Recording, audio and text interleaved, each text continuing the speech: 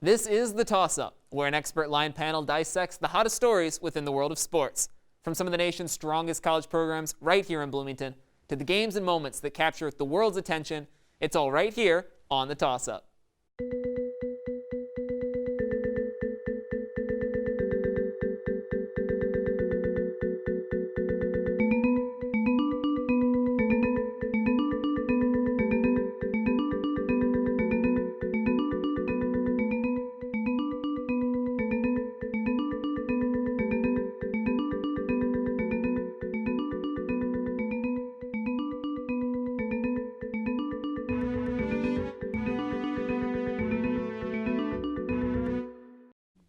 Remember when Tiger Woods, after years of missing cuts and falling short, sank that last putt to win the 2019 Masters?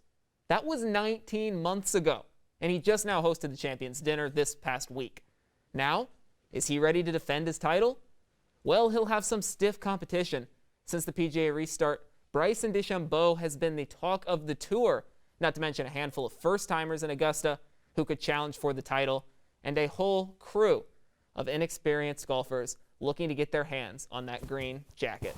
So, with the Masters officially teeing off this November weekend, we're here on The Toss-Up to break it all down for you. So, hello everybody and welcome to the show. I'm your host, Drew Fry, and I'm joined by some of the best in IE sports media in terms of just golf experts, aficionados, connoisseurs, whatever you want to call them. Austin Render, Justin Berger, welcome to the show. And Austin, I want to start with you, and I mentioned DeChambeau up front. And, of course, there are a bunch of other big names. Who is that top tier of golfers that's really going to make an impact, going to be on everyone's minds this weekend? And then how far away is that next group of guys after them? I think the Masters is unique, Drew, because Bryson is the top of the top. I mean, he is the guy you should bet on because I think he's the favorite. And then there's Dustin Johnson, there's Rory Mcilroy, there's guys up there. But I think Augusta National brings so many people into it. Jordan Spieth playing some of the worst golf of his career. But I think and he's not doing it here on Thursday, but I think he can compete at a Masters because it's a course he loves. Justin Rose playing some of the worst golf of his career. But this course just brings him back. Bernhard Langer is like 65 years old, and he's 3 under after the first round.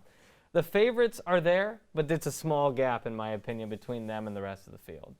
Yeah, and Justin, who are some of those names that are really going to be those difference makers? Well, when you think about the top of the golf world right now, it's Brooks, it's Rory, it's Bryson, Jon Rahm, a lot of first-name guys. But Augusta is different than most majors because we go there every year to play the tournament. So what former champions have an advantage on new guys because they played the course. This is Tiger Woods' 24th time playing Augusta. So if you don't think he's got some sort of advantage over other guys, you're crazy. Yeah, and I mean, you mentioned this one is so unique, this course. They play there every year. But of course, it's even more unique now with different COVID regulations, no fans. I mean, we're playing it in November. How different is it going to be this year? Well, I think when you talk about Augusta, you have to talk about the patrons. And obviously not having, and for those of you that don't watch golf, patrons are fans. So with Augusta not having patrons in the crowd, players talked about it today. Tiger said that he uses the patrons to figure out where his ball is. So with the patrons not being there, players are kind of lost. Also, the roars at Augusta are something you look forward to every year if you're a golf fan. So that's huge. COVID regulations, it's been the same across golf since the restart in May. So not a lot different there, but definitely the fans are missing this weekend. Yeah, and whether it be the fans or anything else, what changes, Austin, do you think are going to have the greatest impacts on the players? I think it's just the fact that this is a whole new time of year in Georgia. The grass is different. It makes chipping a lot more difficult. We saw Bryson on Thursday flub a chip on the 12th hole that you don't normally see him flub. The grass is kind of growing in different ways. It's a different type of grass. It's a Bermuda blend now.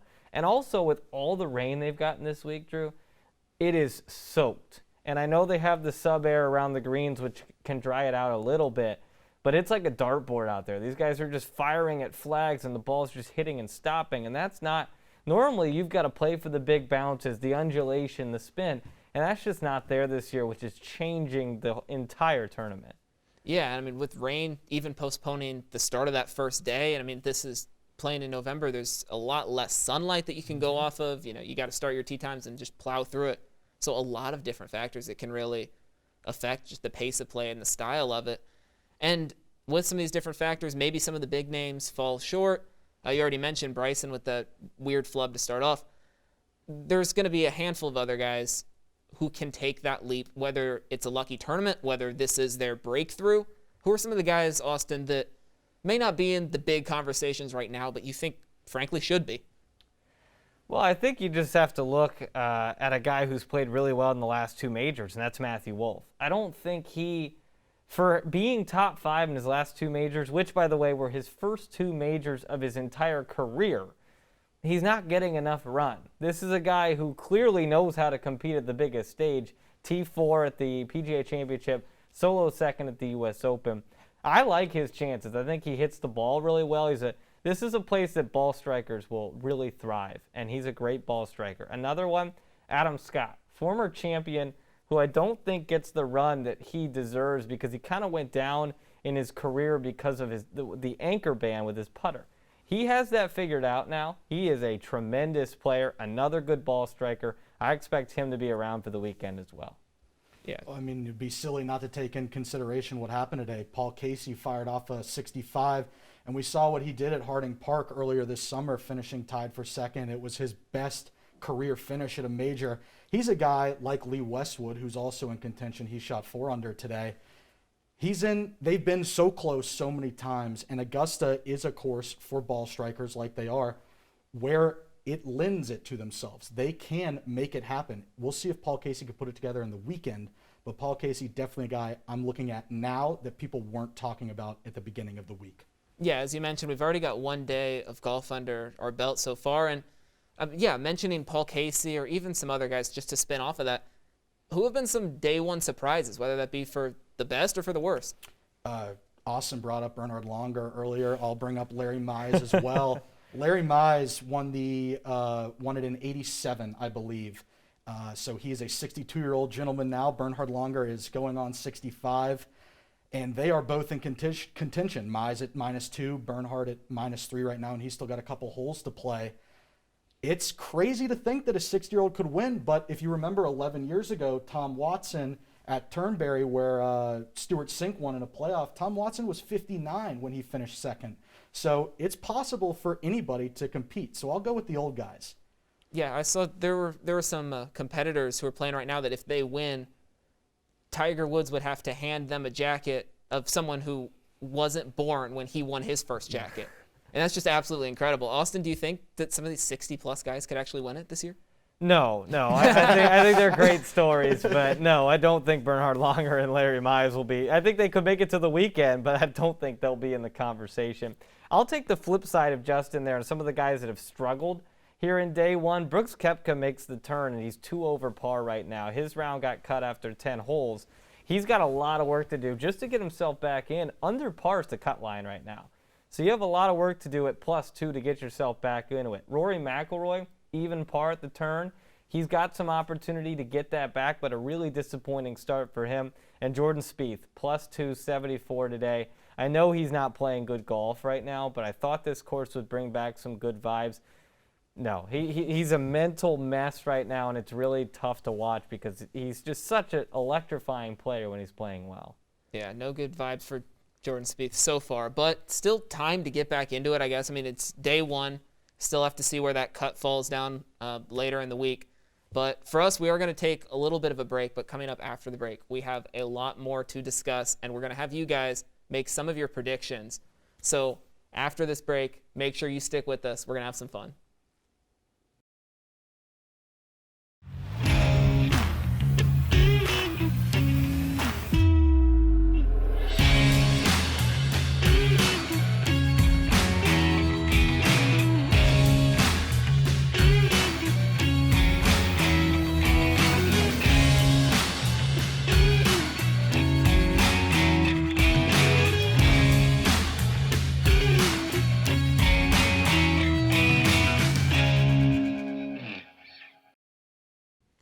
Welcome back to the Toss-Up. Now, it's time for some predictions, and we're going to start off with a few categories, and I'm going to have you rank them based on your projected order of finish. order of finish. We're going to call this ranking your oofs. All right? Yeah, I'm really proud of that one. I know. Not bad. I know. So, Austin, I want to start with there's plenty of former champs here, whether it be some of your big guys, Tiger Woods, Adam Scott you mentioned, or these 60-year-old or up. So I want you to give me your top 3, starting with the highest order of finish, second and third of the former champions in the tournament. Well, I think it's hard to deny after round 1 Tiger Woods being that top guy. Coming off of a win, it feels like forever ago in 2019. I think I'd put him at number 1. I really like Adam Scott, like the way he's playing, like the way he strikes the ball, and obviously very familiar around that golf course. I'll put him at number 2. Patrick Reed played well today. I'm not a huge Patrick Reed guy, but again, another guy who really strikes the ball well. I don't like Spieth. I don't like Mickelson. They're not playing well right now. So I think those would be my top 3 off the top of my head. I'm trying to think if there's any other former champions. Danny Willett not really in the mix right now. Charles Schwartzel not in the mix. Sergio Garcia out with COVID. So I think those would be my guys. I'd go Woods 1, Scott 2, and Reed 3. It'd be stupid not to put Tiger Woods 1, so I'm going to agree there for all the same reasons. Tiger Woods, if he hits it in the fairway the way he's been putting for the last year and a half, he's going to be in contention, and he's hitting the ball in the fairway now. So he is absolutely in contention at -4. He's right there. So I'll go Tiger Woods 1. I'll go Patrick Reed 2. I am also not the biggest Patrick Reed fan in the world, but when he's on, and we see what he does at the Ryder Cup and stuff like that. So if he can get the energy there, there's no reason Patrick Reed can't get his second green jacket. And I will go Phil Mickelson 3rd. I'm a huge Phil Mickelson fan, to put it all on the line. But the way he's been playing, his ball striking has been great. If he can save himself by making decent putts, he's going to be there. I know he's 50 years old, but his game is right there. He's won 2 Champions Tour events this summer, and I know that's completely different than the PGA Tour, but he knows what winning tastes like recently. So I'll go Phil Mickelson 3rd as kind of my sexy pick. Austin, you're shaking your head. I am in so much disagreement with that. The Champions Tour is like winning a putt-putt tournament and then having to go out and play the actual golf course. No, congratulations, you beat all the older guys. Now you got to play the Matthew Wolffs and the Colin Morikawas and all these young guys. It's not where Phil is. You look at, he stunk it up in Houston last week. He has stunk it up in all of his PGA Tour starts here of late, ever since the St. Jude, the FedEx St. Jude in Memphis, when I believe he was T2. Yes. He has not done anything since. He's been bad in majors. If there is a major, and I expect him to make the cut, he's going to be around the middle. There's the one he's going to contend. It's going to be the Masters, but I just don't know how you can take him over Adam Scott. That to me is crazy. Well, now, you mentioned some of these younger guys, Morikawa and Wolff, and I think those are probably the top 2 of the first years, the newcomers to Augusta. But I'm going to ask you the same question, just switching over this category, to the newcomers. So whether those be your 1 and 2, if you have a wild card in there, give me your top 3 first-year Augusta competitors in the order that they finish. Yeah, I was looking at some of the newcomers, and to me this list is pretty simple, just like the last one was. I mean, I'm looking at number 1, Matthew Wolff. He's playing really well right now. He's 4 under par, still has, I believe, 8 holes to go when they resume play. Colin Morikawa, I think he's even par right now, but that guy is so good. Already a major champion, which is hard to believe. And then Scotty Scheffler, playing some really good golf. He's been around the block. He was in it at the PGA Championship, missed the U.S. Open because of COVID. But he's been playing some really good golf. I expect him to contend this weekend as well. I feel like I should have done my homework. I had exactly the same list. But what strikes me about these 3 guys, to take a different point, they all have a killer demeanor. And that's what it takes to win at Augusta, and that's what it takes to win a major championship. We obviously saw that with Colin Morikawa at the PGA, but these guys get it dialed in. And when they're dialed in, they're better than most. I think it's fair to say Sung J M and Cameron Champ, who I knew you put on the list as well when you were giving us some options. Those are guys who are really talented and can certainly contend as well. But I think the 3 that we mentioned are probably the top of the top. Cameron Champ also had a great PGA championship as well. So we've seen these guys make it. We'll see if they can do it at Augusta. Yeah, so I mean, most of these guys are contenders, but maybe not just ready enough to challenge for the actual title, other than guys like Wolff and Morikawa. It's tough to win your first Masters. Oh, exactly. I can't even imagine. And Justin, I know Austin's beaten you a few times to these, so I'm going to let you start. on this next category. We've talked about the champs. We talked about the newcomers. What about the people who have just missed it, had it right in their fingertips? I'm talking about the runner-ups, and there's so many of them. So, Justin, rank the former runner-ups, these people who are just trying to break through now, in the order that they finish. Well, I think Xander Schauffele's got a real shot to win, so I'll put him first. The way he's played in majors his entire career is very impressive, and he's at 5 under right now. He's resting comfortably, so we'll see what he does tomorrow, but 5 under is a great number to start with, so I'll put him first. To go second, I would go Koepka. He had a runner-up last year. He looked a little shaky to start. He's got an entire back 9 to play tomorrow morning before he gets out on the entire 18.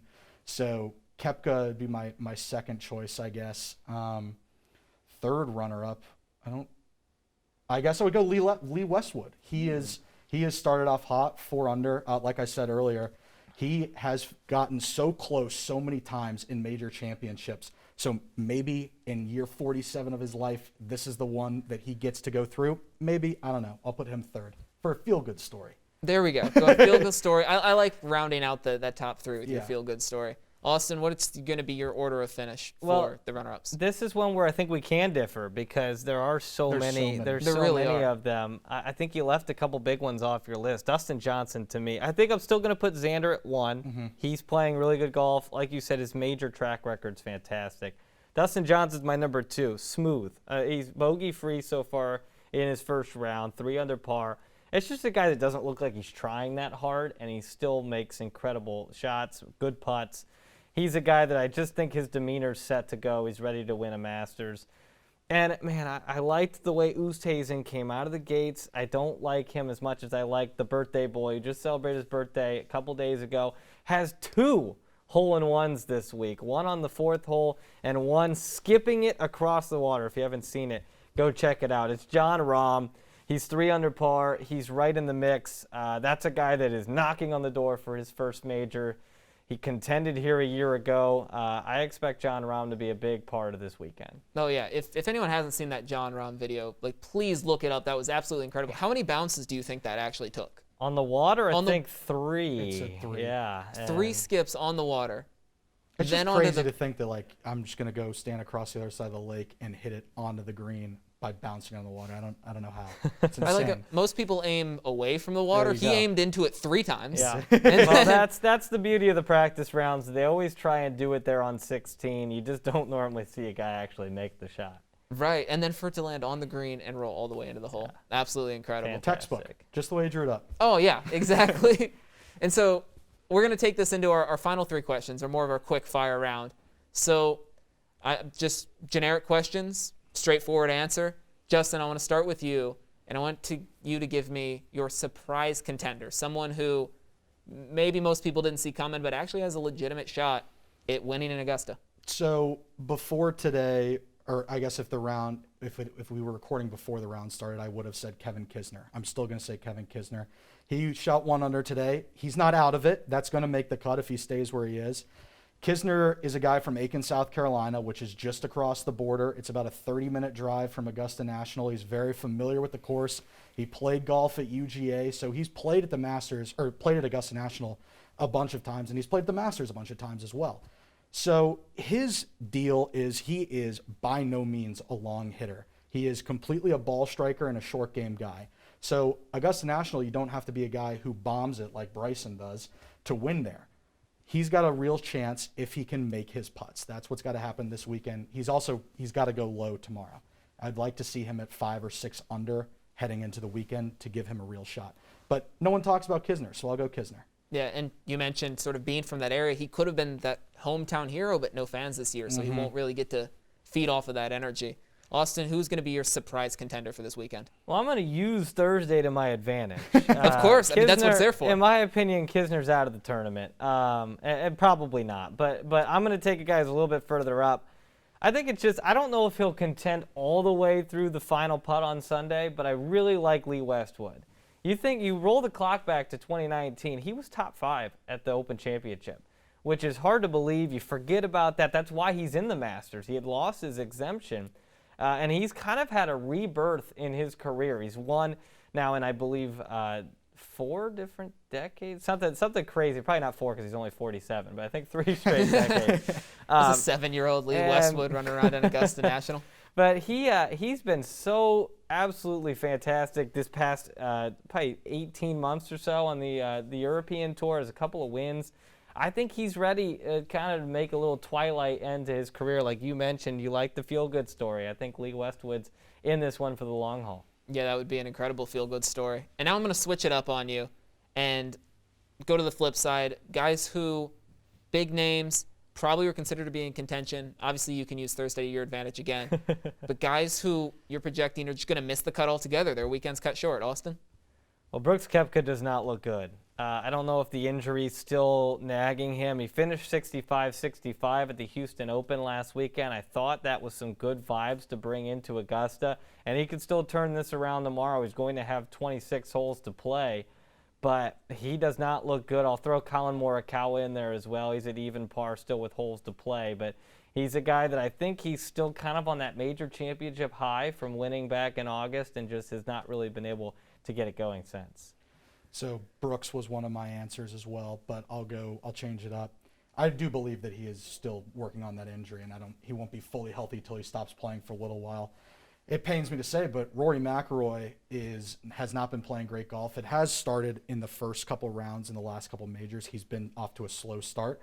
Like we said, he's got 9 holes left tomorrow morning on his first round. So if he can turn it around, him and Jordan Spieth are kind of like, matches where if you turn them on, they are electric and they don't burn out. But they haven't been able to turn it on. So as of now, I'll go Rory McIlroy as the surprise to miss the cut because a lot of people had him as the favorite going into today. Yeah.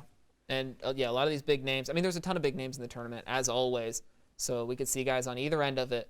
But at the very end, it comes down to one name, and that's going to be your champion. And, Justin, I want to start with you. If you want to give me second and third, go at it. But the main one is, who is the 2020 Masters champion? I'll give you 2 guys. I've talked about him a bunch today, and the other guy I haven't. But Xander Schauffele, I think it's probably his time. He's looked so good at this tournament in years past and at other majors. He's got the guts to get it done, like we've talked about today. So I'll go Schauffele. I'll also throw Webb Simpson in there. He's got a major championship under his belt, U.S. Open. Again, at Olympia in California.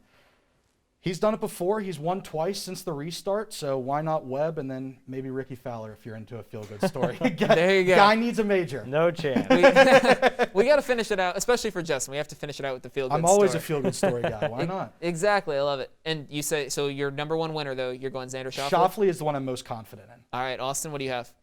You took my Webb. Webb Simpson's my winner. It's crazy we haven't talked about him in his T2 right now. That's a guy who's just going to ball strike the heck out of that course all weekend long. And if he can roll in putts, it all comes down to putts with Webb Simpson. If he gets some putts to go, that's a guy who can get hot and win a tournament. I like Tiger's chances. I really do. I thought he looked loose. I thought he looked really just energetic. After his last appearance at the Zozo, it looked like his back was really hurting him. He didn't want to be there. Much different vibes today. So those are kind of my 2 guys to watch for. I think Webb wins, but would not be shocked if Tiger's right there come 18 on Sunday. I mean, that could be another feel-good story, too. If Tiger Woods goes from just back-to-back green jackets would be insane the way he was the last 10 years.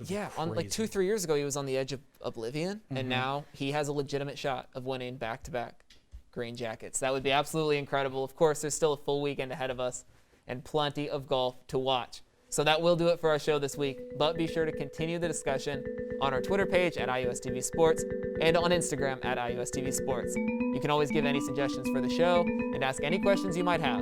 Who are your big picks for the Masters this weekend? Toss it up, find out if we'll catch it, and we'll see you next time.